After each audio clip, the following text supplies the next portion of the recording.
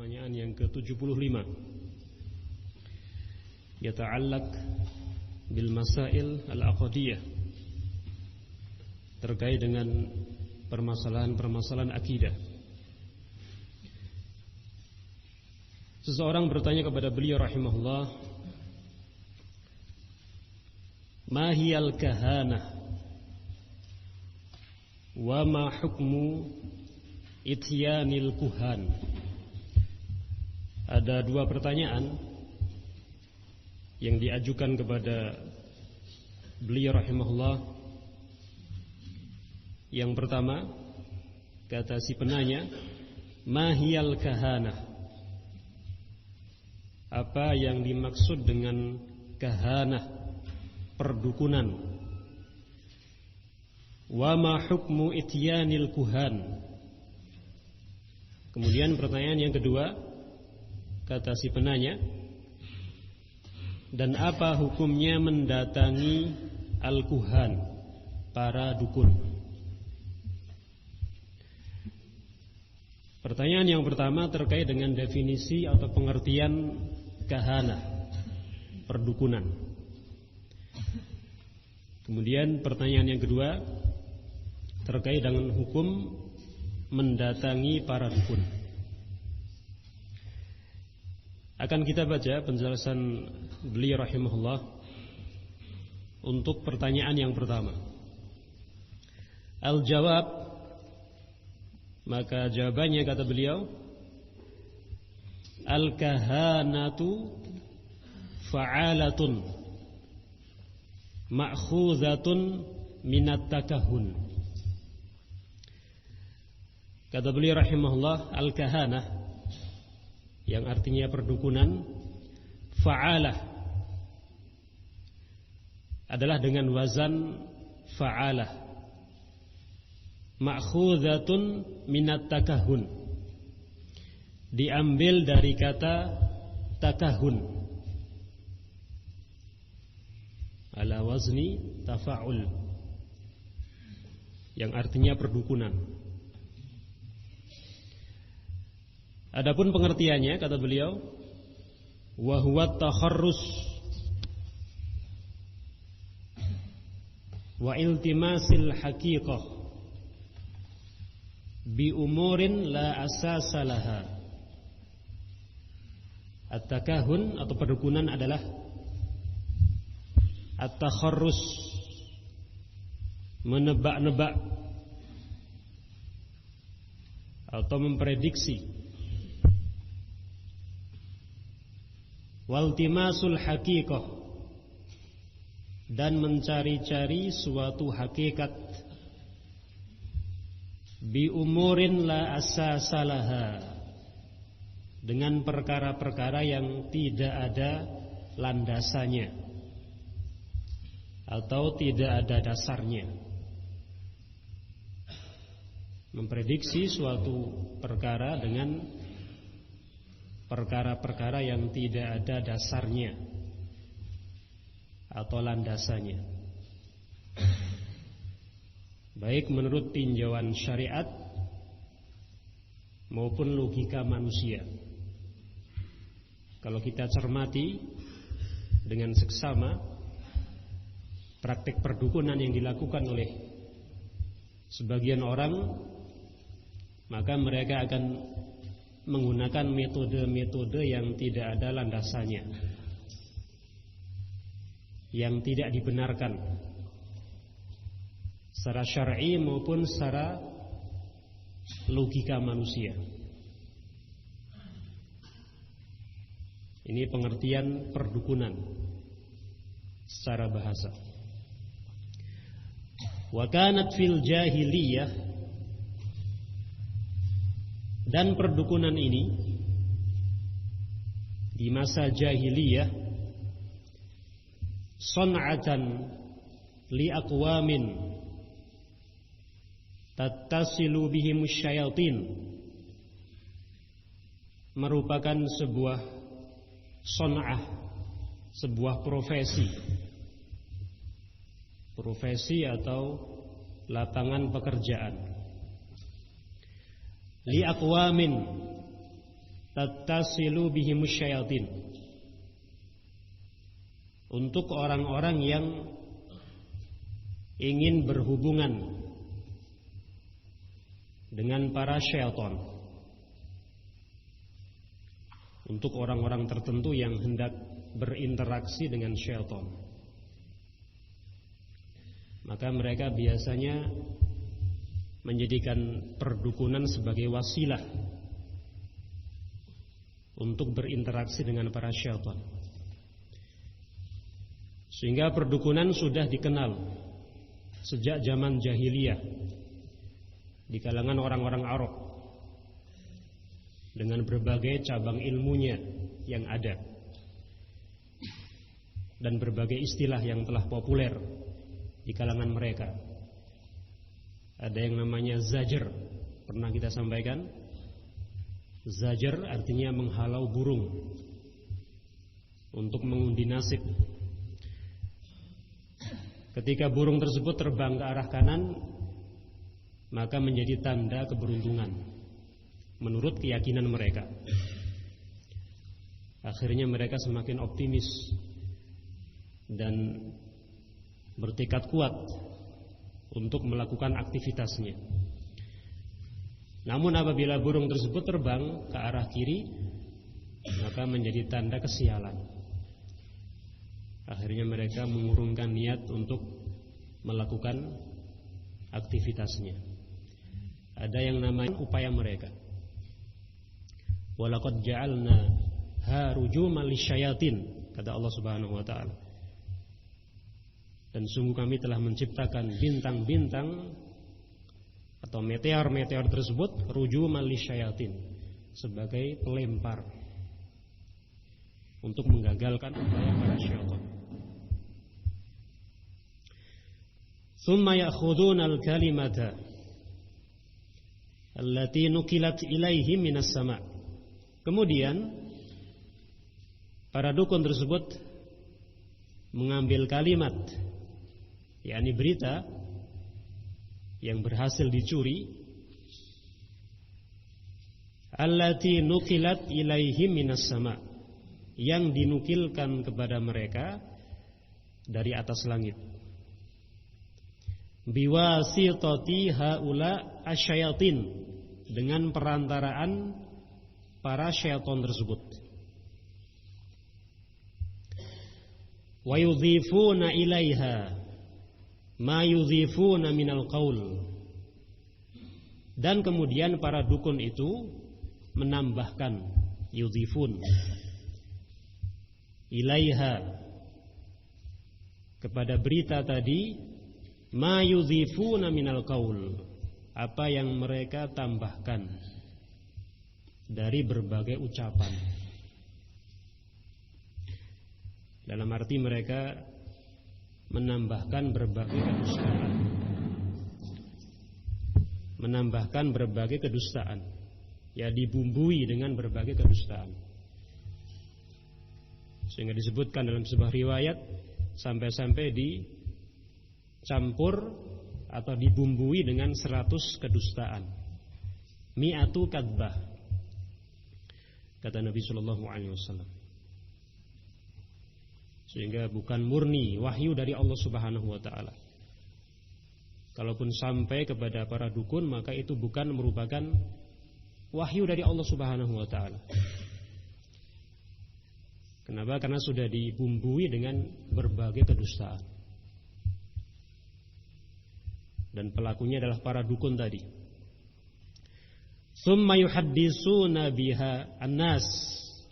Kemudian mereka menyampaikan berita tersebut kepada manusia. Fa idza waqa'a asy-syai'u mutabiqan lima qalu, sehingga apabila terjadi sesuatu mutabiqan lima qalu, terjadi sesuatu yang sesuai dengan apa yang diucapkan oleh manusia, ightarra bihimun nas, maka orang-orang pun terkecoh dengan mereka, tertipu dengan ramalan atau prediksi para dukun tadi. Oh, ternyata sesuai dengan realita. Ternyata ramalan mereka benar.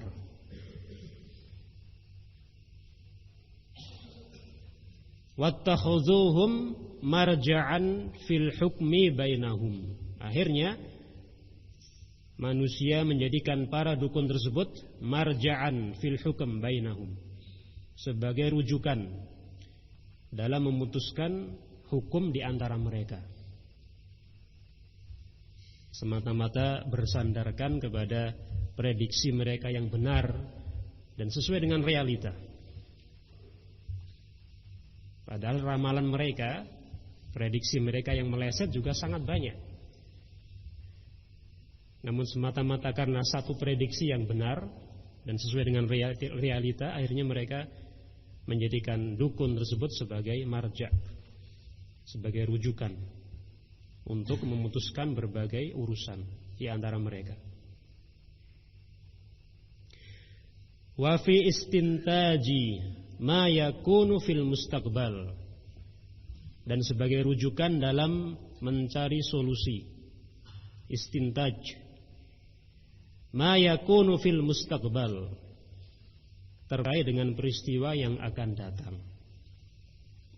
Orang-orang pun berdatangan untuk meminta fatwa kepada dukun tersebut, untuk berkonsultasi terkait dengan urusan atau problematika yang mereka hadapi,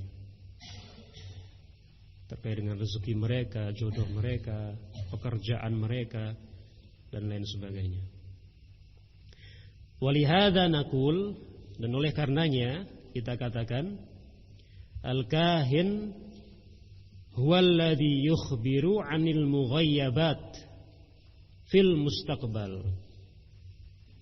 Kita katakan, kata Syekh, dukun adalah seseorang yang memberitakan 'anil mughayyabat, tentang perkara-perkara gaib, fil mustaqbal, yang akan terjadi pada masa depan. Berbagai perkara gaib pada masa yang akan datang. Ini pengertian dukun. Sehingga dengan definisi tersebut kita tidak akan terkecoh dengan berbagai istilah baru yang muncul belakangan ini. Ada di antara mereka yang mengklaim sebagai seorang paranormal atau orang pintar, bahkan kiai atau ustadz, seorang dukun mengklaim seperti itu. Maka yang menjadi tolak ukur atau barometer adalah bagaimana amalan dan praktek mereka. Kalau profesi mereka adalah meramal nasib manusia atau memprediksi berbagai peristiwa masa depan atau yang semisalnya, maka sejatinya mereka adalah para dukun, apapun predikat yang diberikan kepada mereka. Kata para ulama, al-musayyamat la tughayyiru al-haqa'iq. Kata para ulama, sebuah kaidah yang sangat penting untuk kita ketahui dan kita aplikasikan dalam permasalahan ini. Al-musammayat la tughayyiru al-haqa'iq. Kata para ulama, penamaan itu tidak akan merubah hakikat suatu perkara. Ya, sebatas penamaan tidak akan merubah hakikat suatu perkara. Dan seperti itu talbis yang dilakukan oleh orang-orang kafir dan para pelaku kemaksiatan. Mereka berusaha untuk menghias-hiasi berbagai kemaksiatan sedemikian rupa sehingga seolah-olah nampak seperti sesuatu yang baik. Seperti misalnya riba. Kalau dalam bahasa Arab diistilahkan dengan faedah. Faedah, sesuatu yang bermanfaat, sesuatu yang berguna. Kalau dalam istilah kita disebut dengan bunga. Nama-nama yang indah. Sehingga sekali lagi yang menjadi barometer atau tolak ukur adalah bagaimana praktek dan amaliyahnya.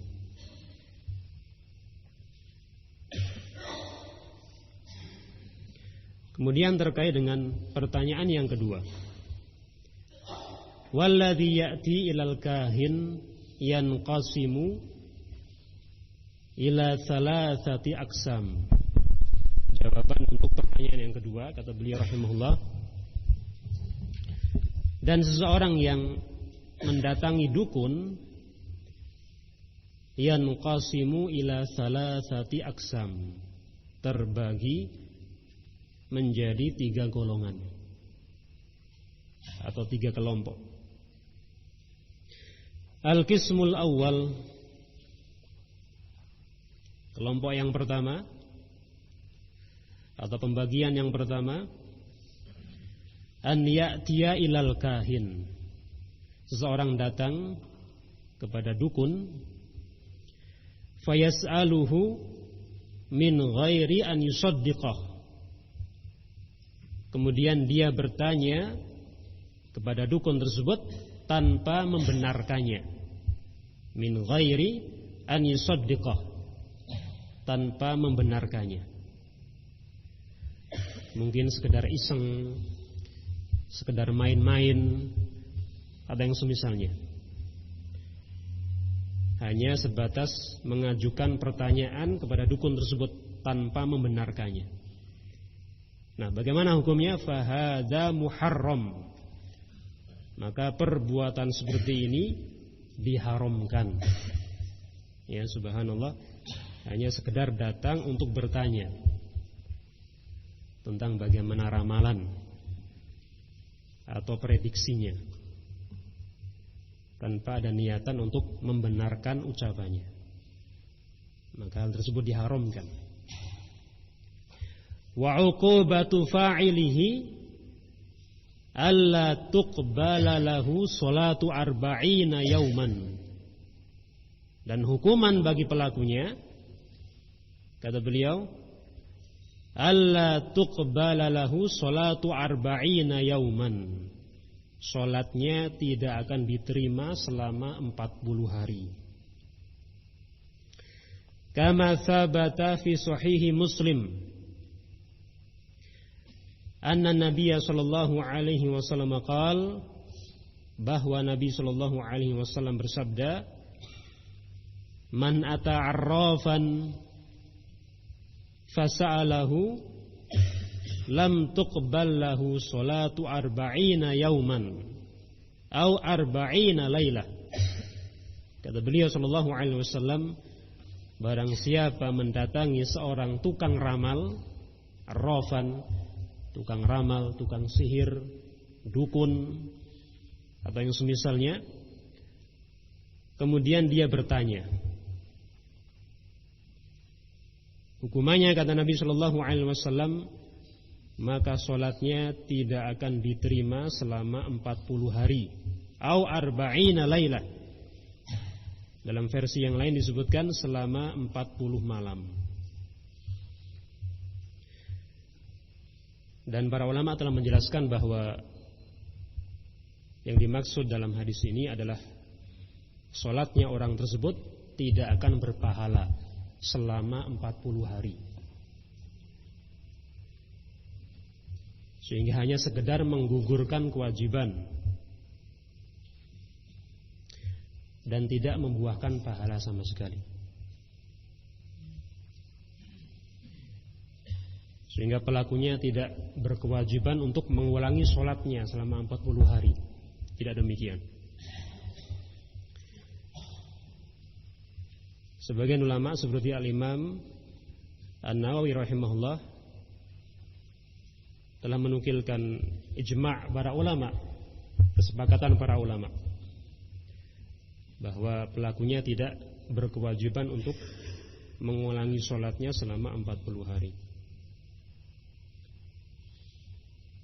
Dengan pengertian yang telah kita sebutkan tadi, sholatnya tidak akan berpahala selama 40 hari dan sekedar menggugurkan kewajiban. Al-qismu tsani, kemudian jenis yang kedua,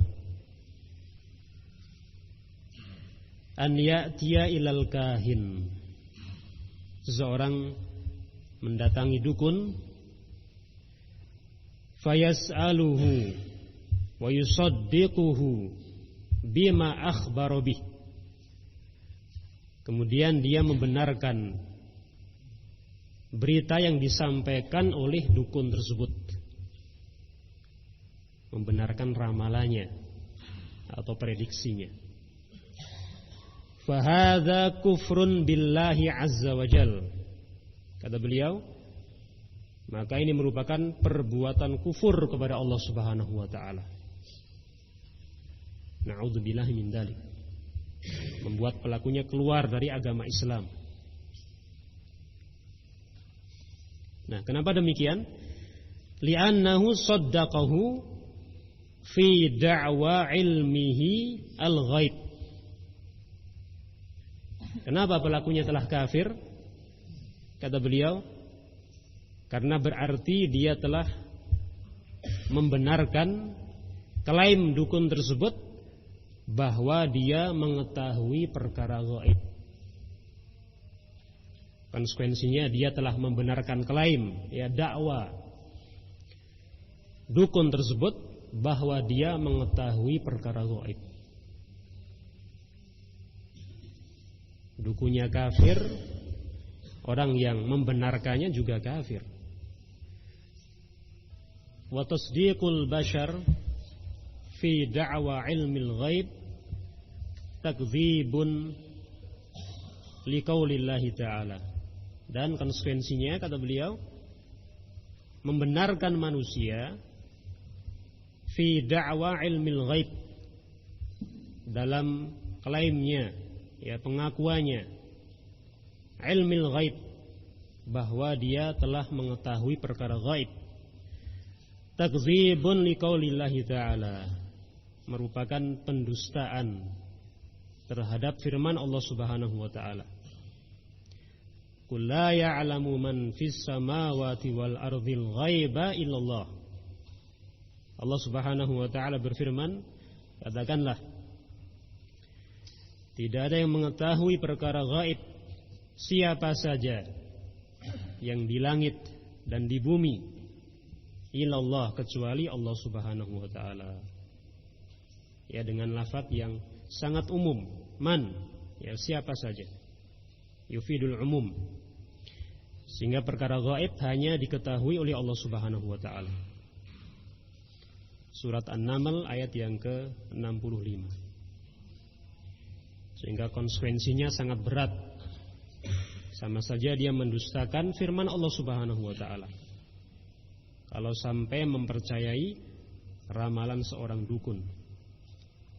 Walihada jaa fil hadis sahih, dan oleh karenanya telah datang dalam sebuah hadis yang sahih, Nabi sallallahu alaihi wasallam bersabda, man atakahinan fasaddaqahu bima yaqul, barang siapa mendatangi dukun kemudian membenarkan ucapannya, faqad kafara bima nuzila ala Muhammadin sallallahu alaihi wasallam, kata beliau, maka sungguh dia telah kafir, dia telah kufur terhadap apa yang diturunkan kepada Muhammad sallallahu alaihi wasallam.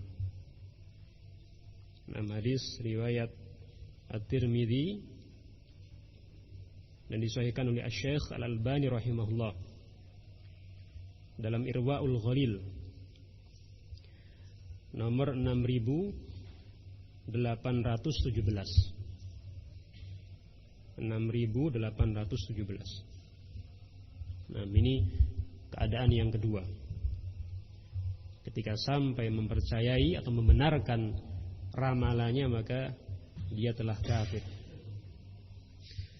Al-qismu tsalits, kemudian jenis yang ketiga, an ya'tiya ilal kahin, seseorang mendatangi dukun, fayas'aluhu liyubayyina halahu linnas.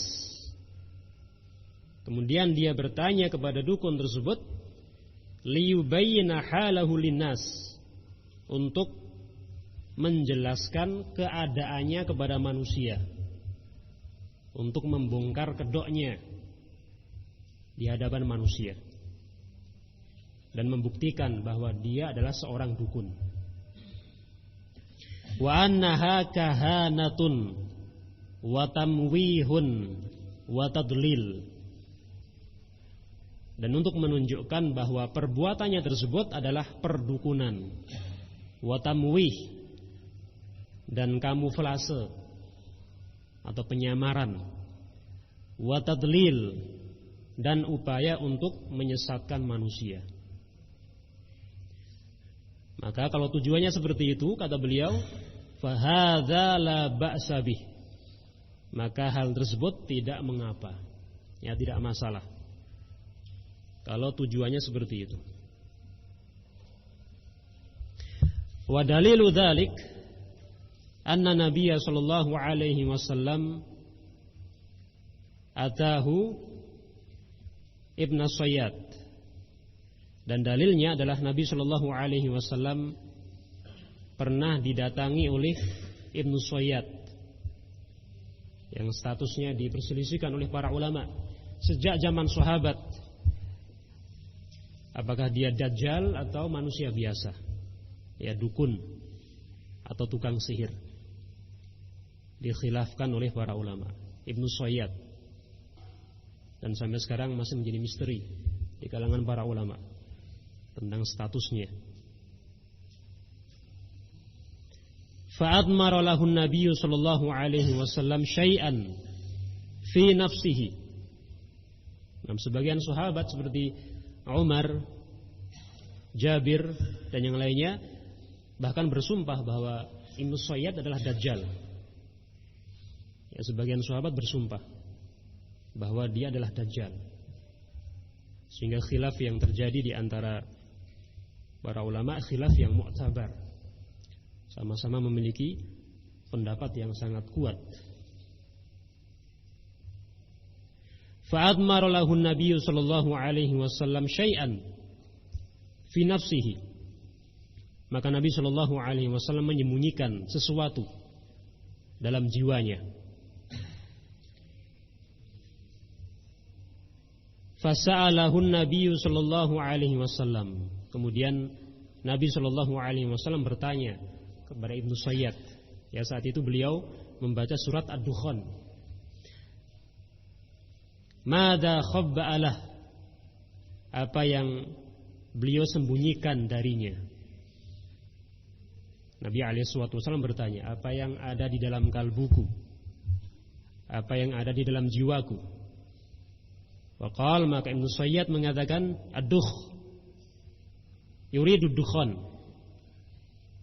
Dia hanya mampu menjawab ad-dukh, ad-dukh, ad-dukh, yuridu dukhan. Dia ingin mengatakan ad-dukhan, ya, tapi tidak mampu. Faqala Nabi sallallahu alaihi wasallam, ikhsa falan ta'dwa qadrak. Kata beliau sallallahu alaihi wasallam, ikhsa, cukup. Kamu tidak akan bisa melampaui apa yang telah Allah Subhanahu wa taala takdirkan kepadamu. Dalam sebuah hadis yang sangat panjang, riwayat Al-Bukhari dalam kitab sahihnya. Nah, sehingga pernah dipraktekkan oleh Nabi sallallahu alaihi wasallam. Hadhihi ahwalu man ya'ti ilal kahin thalathah. Inilah 3 keadaan manusia yang mendatangi seorang dukun, dengan perincian hukum yang telah disampaikan oleh beliau rahimahullah. Pertanyaan yang ke-75, yata'allaq bil masail al-aqdiyah, terkait dengan permasalahan-permasalahan akidah. Seseorang bertanya kepada beliau rahimahullah, ma hiyal kahanah wa ma hukmu ityanil kuhan. Ada dua pertanyaan yang diajukan kepada beliau rahimahullah. Yang pertama, kata si penanya, ma hiyal kahanah? Apa yang dimaksud dengan kahanah, perdukunan? Wa ma hukmu ityanil kuhan? Kemudian pertanyaan yang kedua, kata si penanya, dan apa hukumnya mendatangi al-kuhan, para dukun? Pertanyaan yang pertama terkait dengan definisi atau pengertian kahanah, perdukunan. Kemudian pertanyaan yang kedua terkait dengan hukum mendatangi para dukun. Akan kita baca penjelasan beliau rahimahullah untuk pertanyaan yang pertama. Al-jawab, maka jawabannya kata beliau,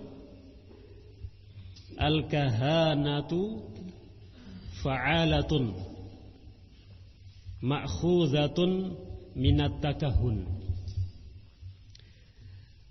Kata beliau rahimahullah, al-kahanah yang artinya perdukunan, fa'alah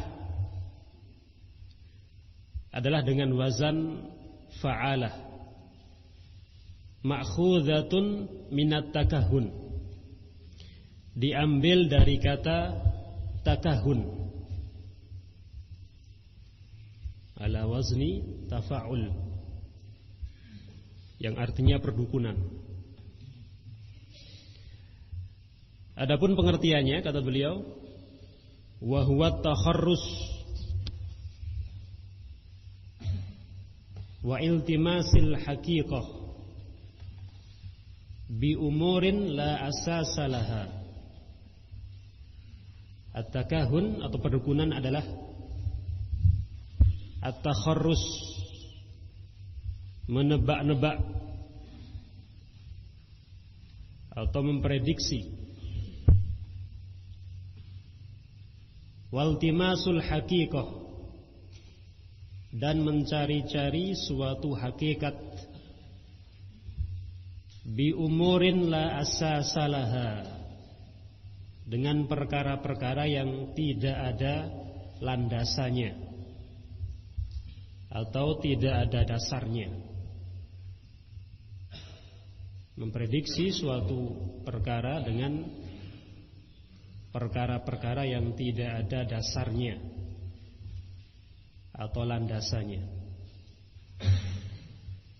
baik menurut tinjauan syariat maupun logika manusia.